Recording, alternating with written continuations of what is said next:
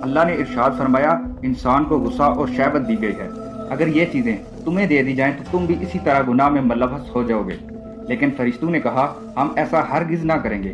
لہٰذا اللہ کے حکم سے فرشتوں نے اپنی جماعت سے دو بہترین اور اطاعت گزار فرشتوں کو چن لیا جن کا نام ہاروت اور ماروت تھا۔ اللہ نے ان دو فرشتوں کو انسانی فطرت اور شہوت دے کر دنیا میں بھیج دیا۔ وہ شہر بابل میں دو خوبصورت انسان بن کر آئے اور قاضی کے کام پر مقرر ہو گئے۔ یہاں وہ لوگوں کے درمیان فیصلے کیا کرتے تھے۔